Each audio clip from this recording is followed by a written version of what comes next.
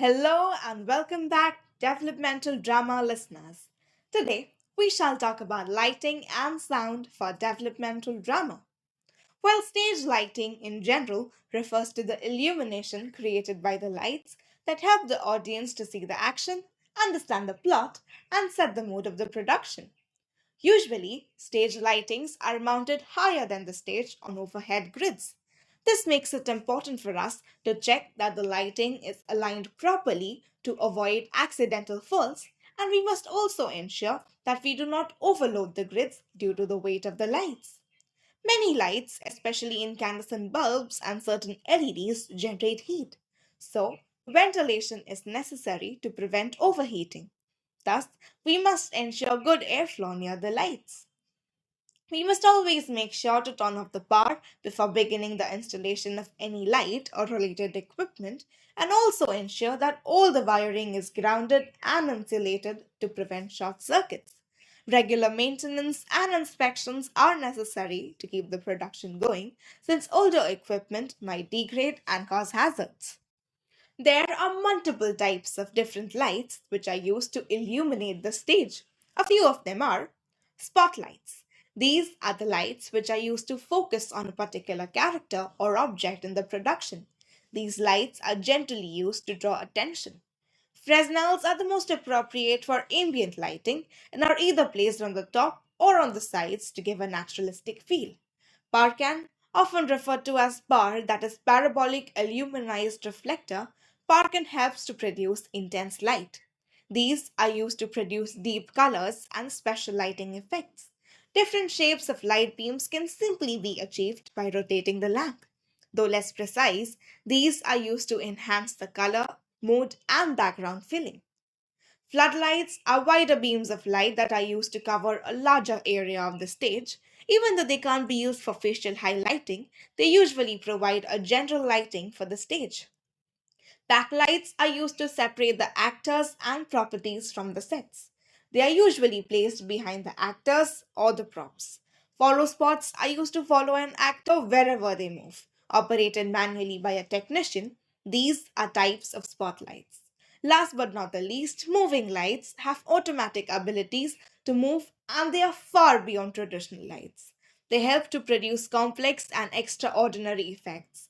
These can tilt themselves, change color, and are often used for musicals. Along with the lights, sound and audio equipment too are necessary in a production because they help create an immersive auditory experience for the audience. These equipment include microphones, speakers, amplifiers, and recording devices. While microphones help capture and amplify the actors' voices and the sounds on the stage. Condenser microphones are used to record voice and instrumental music, like the ones from guitar and percussion. Dynamic microphones are used to record live vocals and loud instruments. Speakers convert electrical audio to audible sound waves for the audience, while amplifiers help increase the power and volume of the audio signals to drive the speakers efficiently. Mixing consoles help sound engineers to manage and balance multiple audio sources at once. The light designer and the director work together to make sure that the lighting design is appropriate and matches with the overall look and feel of the production. This could be ensured by making a note of the time, whether it's a day or night, or seasons according to which the light and the mood would be set, or simply creating the mood or the atmosphere of the production. The director explains the vision, mood, and style of the production to the light designer and also points it out if the scene should look realistic or abstract. According to this, the light designer turns the director's vision into a technical plan and executes it.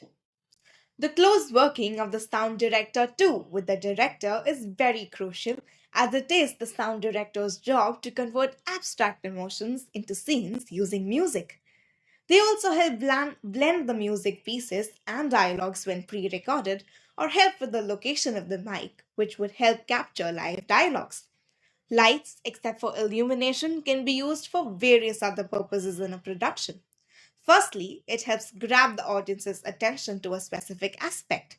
If a spotlight is used to highlight a character or a prop, the audience's attention is automatically drawn towards it.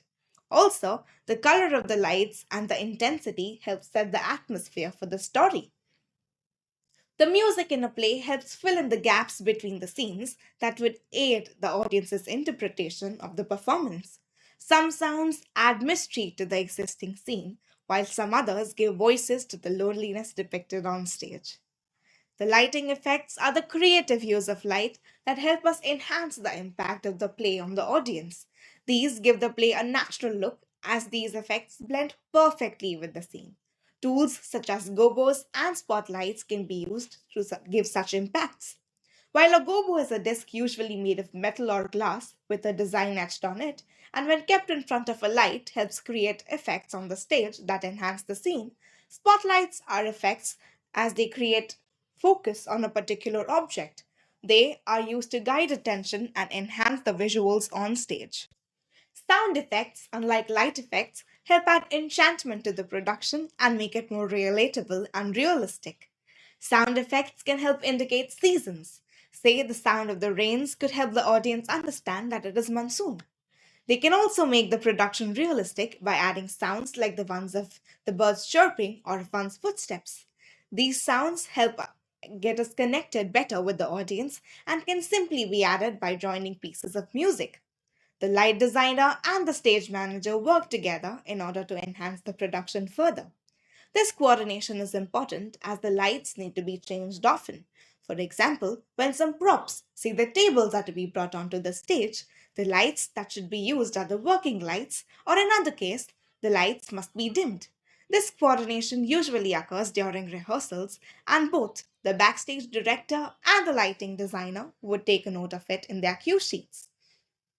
The rehearsals to check the lighting and sound can take place either in the presence or absence of the actors. Usually, both the lighting and the sounds for the first time are checked by doing a run through focusing solely on the two aspects. Once this is done, the director might want to rehearse with the actors too.